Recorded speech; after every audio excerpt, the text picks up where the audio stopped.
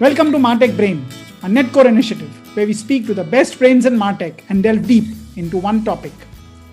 My guest today is Kunal Sakaria, Head Analytics at Netcore. His chosen topic for our discussion is the rise of customer data platforms, CDP in short. So welcome to Martech Brain, Kunal.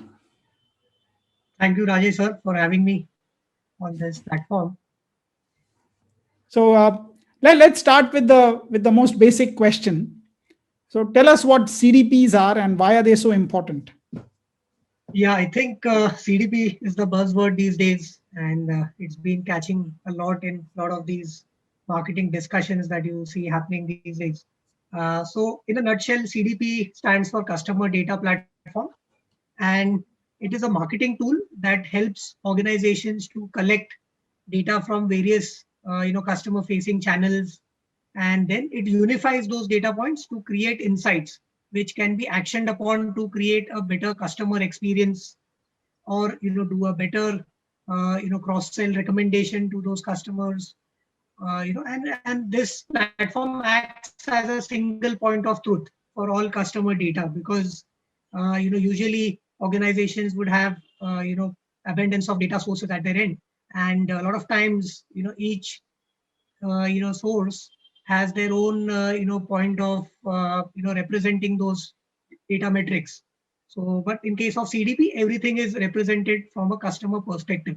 So a customer can reside on multiple locations in various avatars, but then at the end the CDP unifies all of those data points and create insights which can be used by marketing teams primarily to run better campaigns and enrich the customer experience overall. So that's in a nutshell CDP is about. And So Kunal, it'll yeah, be good to actually just explain what type of data are we talking about here. There's probably offline data, online data, transaction data, and so what is that customer data that we are talking about here? yes. So this data, when is spoken in terms of CDP context, this data is usually summarized in terms of all the customer touch points and all the customer engagement channels. Now when you say touch points, it could be website, it could be app, where the customers do a lot of behavior in terms of their browsing activity, the purchases that they do, what kind of items they add into the cart. So that side of data. And then there is other side, which is the responses of the customers on, let's say, the campaigns run by the marketing team, which could be on an email channel, it could be on a notification, or it could be with a third party platform, where there is a retargeting done on social media channels. So these are all various kinds of data which can come into the CDP. So to technically define it, it is all structured and semi-structured data. While there are some unstructured data sources that are still not ingested into a CDP today, like audio or a visual data, coming in. But other than that, most of the data points are today being able to be ingested into a CDP. And in fact, the list Great. can be extended to call center conversations, which would be happening today, for the brand, and done by their agents. So it extends to that as well. So I think it'll be good to also talk about CDP versus, say, a CRM or a DMP. These are other data platforms that companies, organizations tend to use. How is a CDP different from, say, a CRM or a DMP? Right, right. So now if you see, CRM also in a way, creates that one view. But the key difference between a CDP and a CRM is CRM focuses primarily on first party data, which is the brand's own data, collected about their customers. But then a CDP extends to even third party data. So let's say if there is a social media data, that needs to come into a CDP. Now CRM doesn't have a capability to ingest that, but a CDP can actually ingest that, through ready connectors, without involving IT team, and get that thing done. And not only that, even the behavioral data on website and app, and CRM, most of CRMs lacks the capability to get insights on those types of data, which is behavioral insights on what the customer is doing on the website, how much time he's spending. So CRMs are more focused on transactional data points about the customer, and let's say the call center chain of interactions that would occur. You know, so that's the key difference between a CDP and a CRM. And sorry, which is the other platform that you mentioned other than CRM? What we should look at is also a CDP versus a DMP, because that's another one which is there in the ad tech world, especially. So Yes. these are all data platforms. So it'd be good to distinguish between that also. Yes, in fact, that's a key difference to have, because a lot of DMPs are also sometimes marketed as CDPs.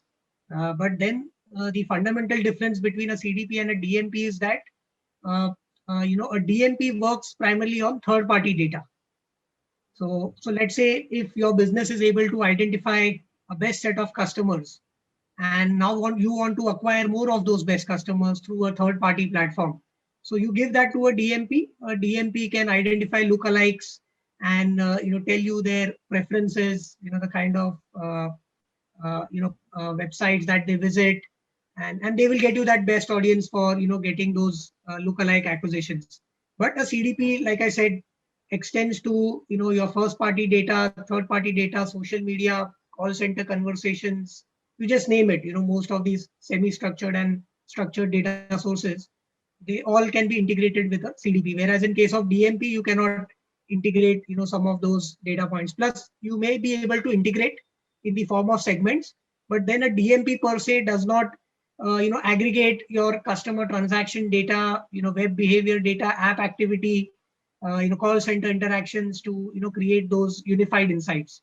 So that is the fundamental difference between a DMP and a CDP. So in a way, a CDP, you can think of it as a superset, really. It's one single store of all the customer data from all the different sources, whether it's demographic data, behavioral data, identity data, transaction data, social media, all of them put together into a single data store, right? Yes. Okay. So why are CDPs so hot nowadays? Every MarTech vendor claims to have a CDP.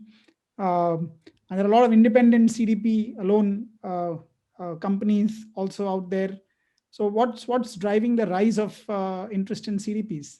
Yeah, that's a very interesting question, because the concept of unifying customer data is not that new, but CDP is a new concept altogether, and it has been building on this whole concept of unifying customer view. And the primary reason for that is there are a couple of reasons that I would see, and both are related to each other. The second one is related to the first one, and the first reason is that today you have 7,000 plus marketing platforms available globally. So this number I'm giving you basis one infographic which Scott Brinker had shared, where there are 7,000 plus marketing platforms. And now what has happened over all these years is organizations have integrated with some or the other of these platforms. And what has happened is now all these customer data has gone into multiple platforms, and now the brand has lost track of what needs to be made sense out of that data, which is going into various of these platforms. So that is one trigger which actually led to a need of having a CDP, so that all these platforms data can be ingested in one place, and of course the brand can then make most out of that data by creating great customer insights and creating better customer experiences. So that is one. And the second is because of this very own trigger of multiple platforms, the customer insights have now become fragmented.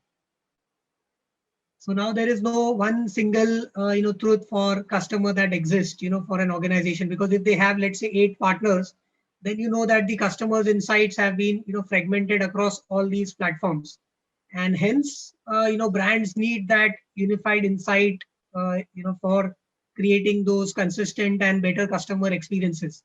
So these are couple of reasons which had led to the rise of customer data platforms. Okay, so moving on, what are the capabilities of a CDP platform? So what's a CDP platform used for? Which departments in a company use it? So in a way, if you think of it, how does the data flow in? How does the data flow out? Which departments are responsible for it? So how does the whole CDP work? Right, right. So in terms of features and capabilities that a CDP has to offer, it starts with the most essential, which is collecting data from various sources and unifying them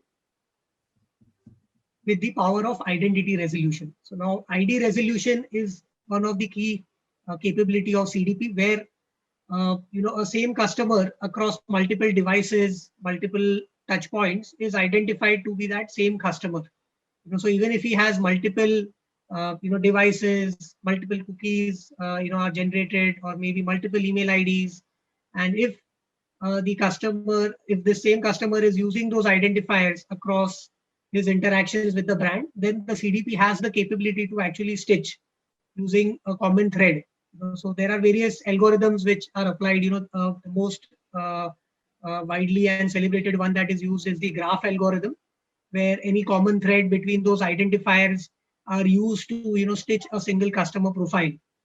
So that's the most unique capability that a CDP has to offer to stitch a customer profile.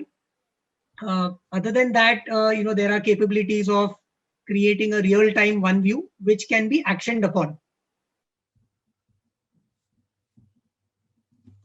Insights is one thing, but then having the ability to also act on the insight is an essential aspect of a CDP, and which is where a lot of these CDPs have all the marketing automation platforms, or it could be email delivery platforms or ad tech platforms, closely and tightly integrated inside the CDP.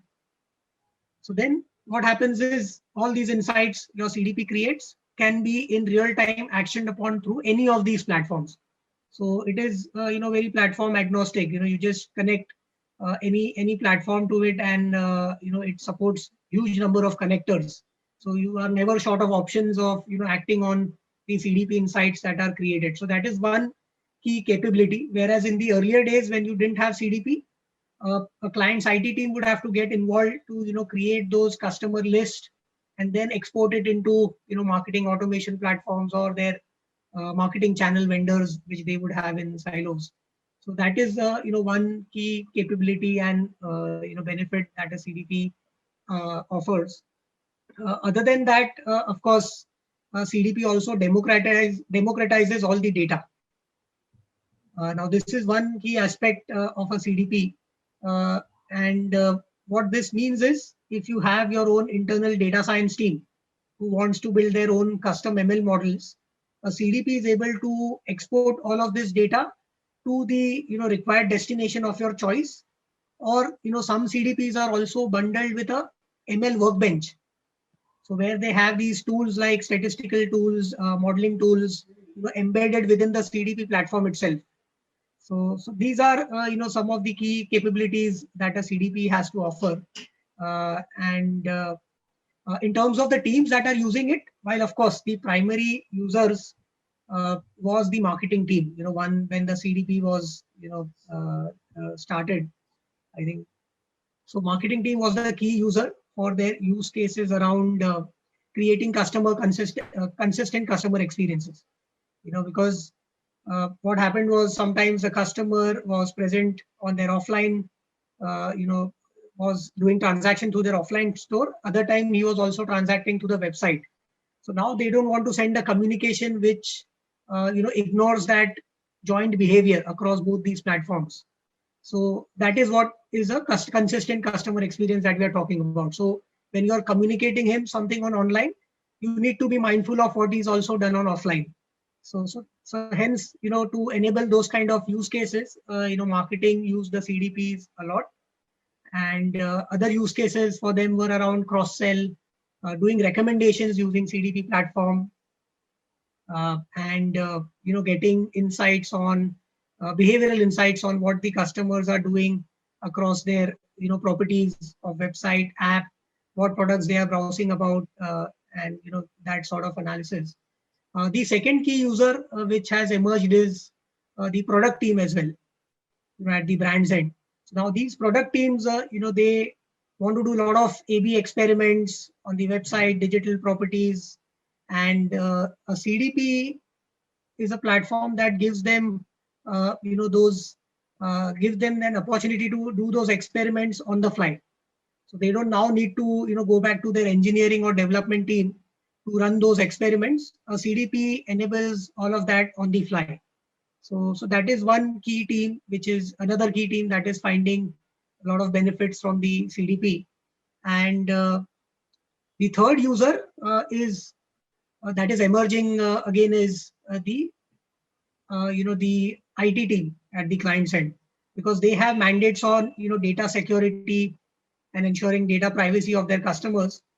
And with GDPR regulations coming in, protecting customer data has now all the more become critical. And there are huge fines in case of violations. So this IT team also uses a CDP to track the trail of incoming and outgoing data, so that they are able to comply with these regulations and also ensure customer data security. So this is third team, and fourth, of course, is the engineering team, which again is a subset of IT at the client side. So what has happened here is now a CDP has cut down on the time to integrate with various vendors or various systems. So now the engineering team is able to save their precious resources, time, in terms of doing weeks or months of integrations, and everything has become quite seamless for them to integrate with a CDP. So these are four teams that have been extensively using the CDP. So very helpful, Kunal. So if I sort of summarize, I think from a feature standpoint, ID resolution, the ability to create a unified customer view, and then the ability to apply ML and data science models on top, which can be very helpful for determining what the customers are doing across various platforms. And the teams that could use it, there's a marketing team, the product team, the IT team, and the engineering teams. And I think another element of CDP which is very helpful is, of course, the connectors.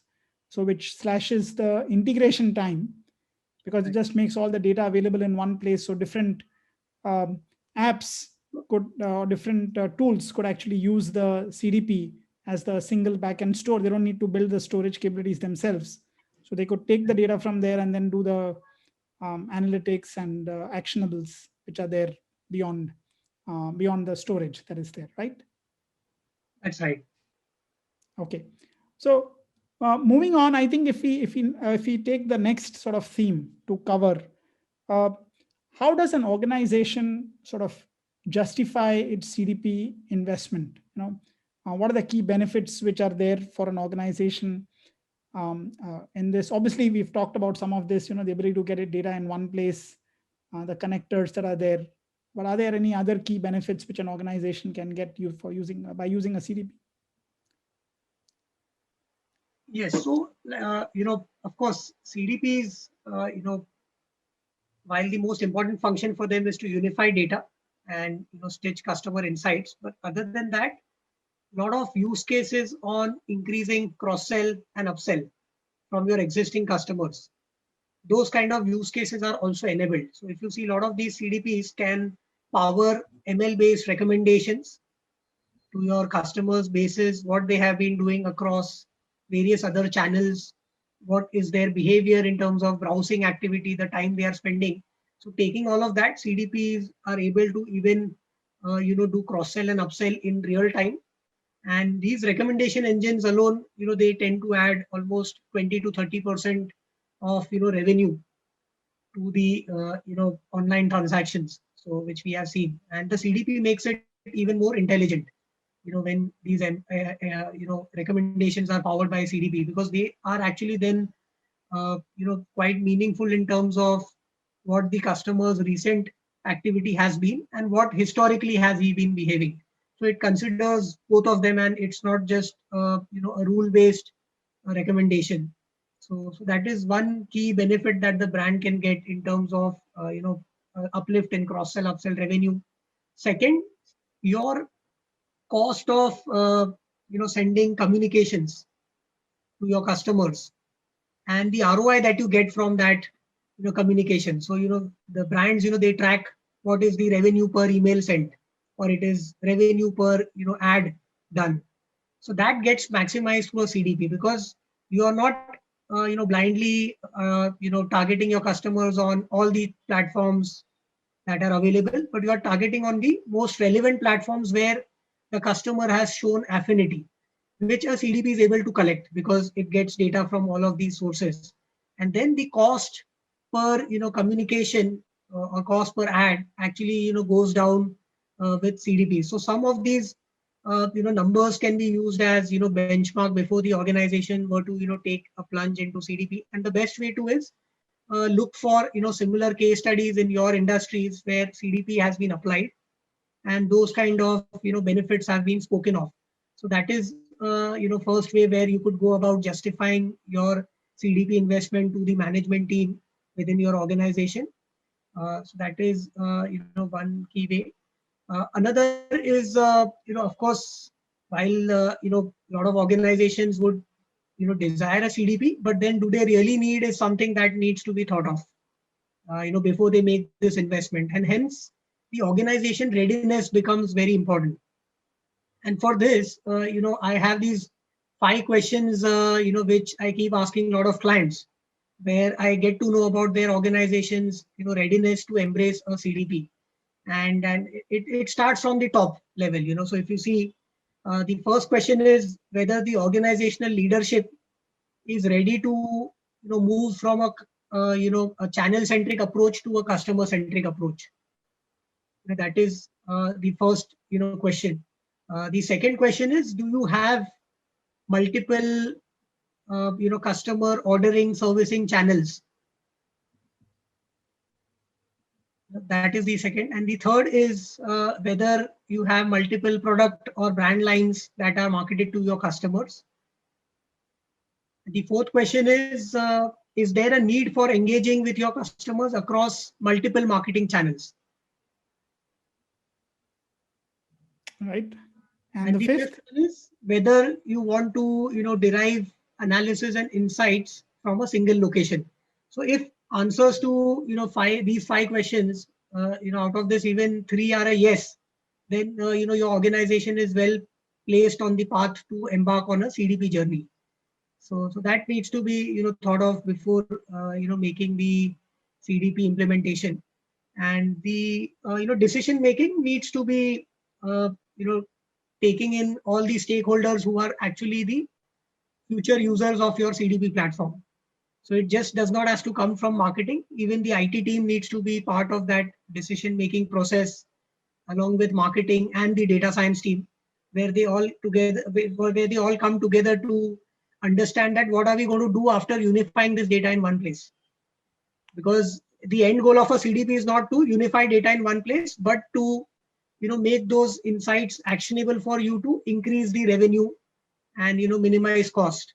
So hence the use cases also needs to be factored in, so that, and the decision making needs to include all these stakeholders so that they are clear on what each of them is going to do once the unified view is created in one location. So that's the key evaluation journey for a brand before making a CDP investment. And the CDP also fits in as part of the full stack. So if you look at, there's the CDP at the bottom, and then you would have the analytics and the journey orchestration layer, then the personalization, and then the communication channels. So yes, the CDP is part of the whole stack for marketing tech as we see it, right? Right. That's true. In fact, now, even the campaign journeys is the key emerging technology which you would see evolving in the CDP space in the coming years. Because today, if you see in their current forms, CDP platforms use the campaign journeys of other platforms. So let's say if you have a marketing automation platform integrated with a CDP, so then the campaign journeys are created on that external platforms. So what's next, which is going to happen in this space is, where you will have those campaign journey builders also embedded at the CDP source. So, you can create all those journeys without going on the automation platforms, and then, the automation platforms receive those inputs from the CDP journey builder that this is what needs to be done in terms of the journey on which the customer has to be communicated. In fact, that's a good point you've brought up, that there are new trends which are emerging in the CDP industry, and this is of course one of them, that the journey orchestration is getting more and more integrated into CDP platforms. What are the other trends that you're seeing in the industry? Other is you are seeing a lot of these AI ML models being supported out of box in CDPs. So while the race between CDP platforms was more in terms of having data connectors, but now that battlefield has shifted to the quality of insights and analytics that the CDP platform can offer. So in fact, a lot of these recent CDPs that are coming in news, they talk about a lot of AI ML capabilities out of the box, which is propensity modeling to predict what is the customer's probability to repurchase a product, or what is the propensity for a customer to churn, uh, propensity to engage on a marketing channel. So a lot of these out of box ML models are getting added, and with time passing, I think in the next couple of years that will be the key differentiator between CDP platforms, when it comes to choosing between multiple vendors. So, and if you're sort of a final question on CDPs, if you are giving advice to a CEO or a CMO on how to make a CDP buying decision, what are the 2 or 3 factors that you would advise them on how to make the decision?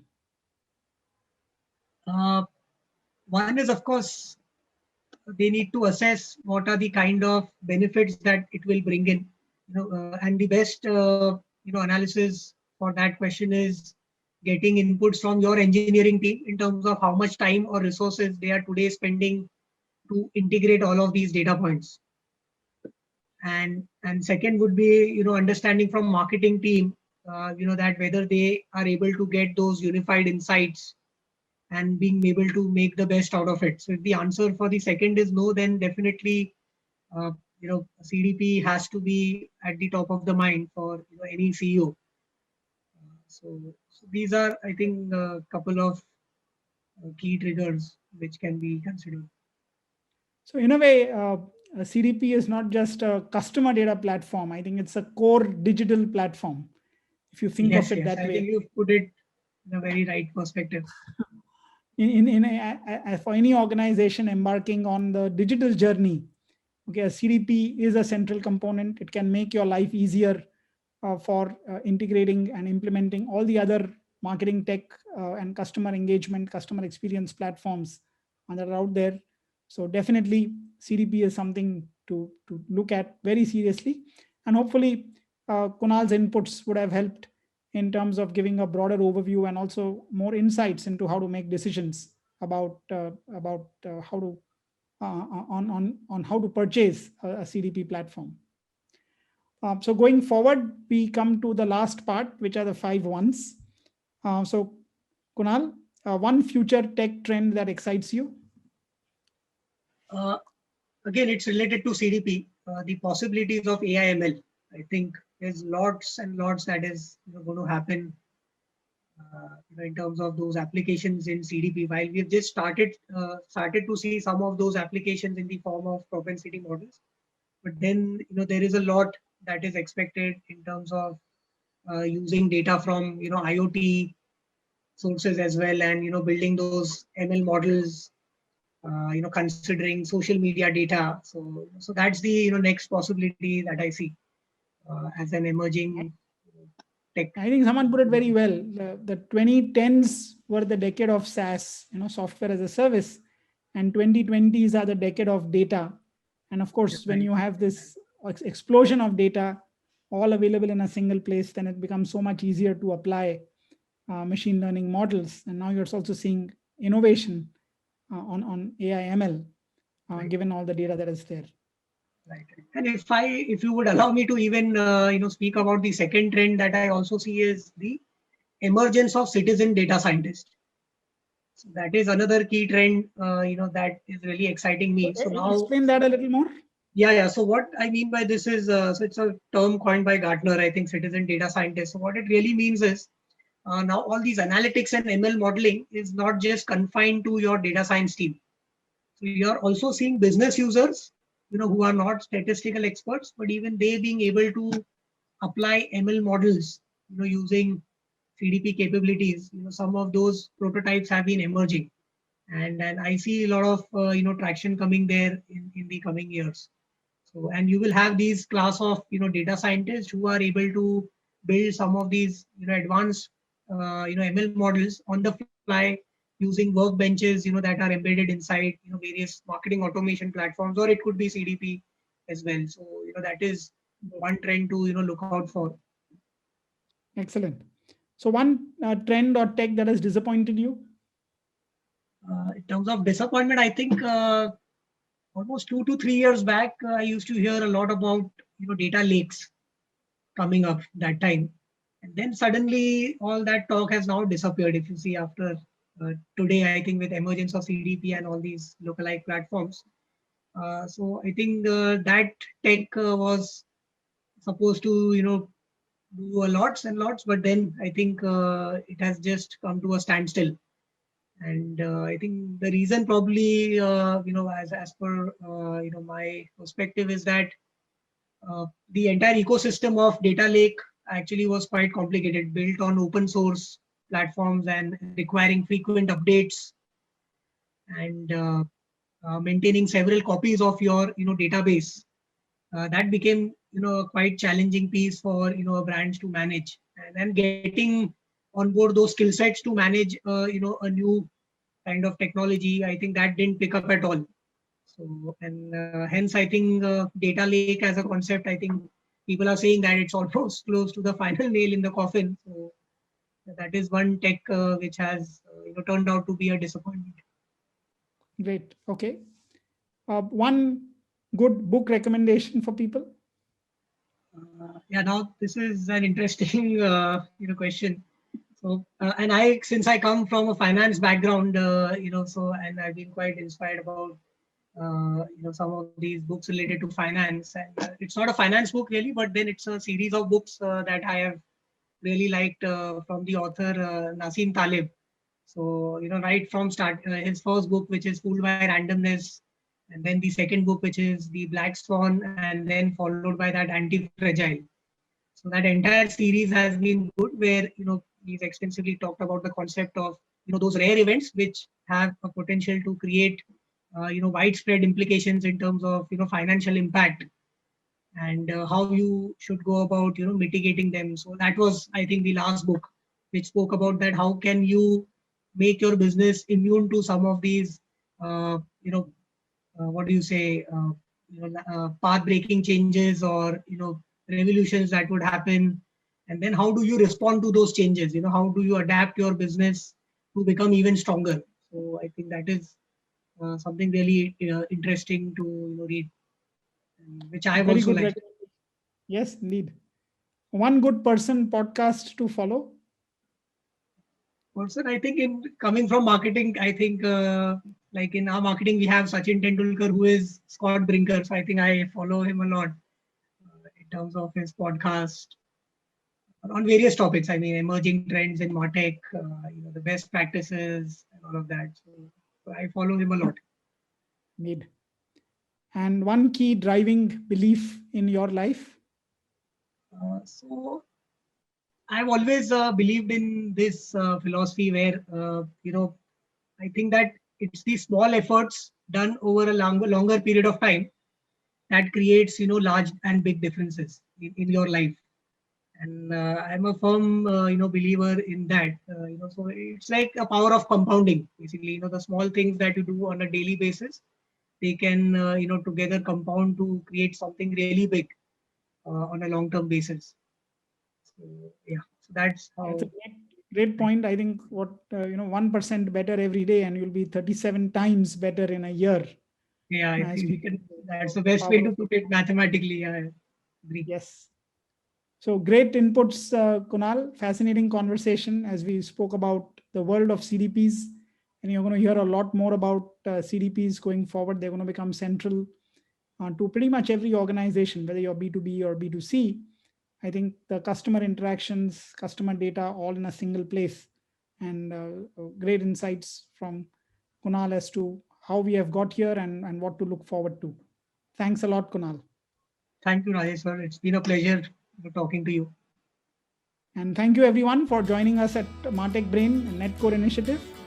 Thank you for listening, watching. We'll be back with another episode next week.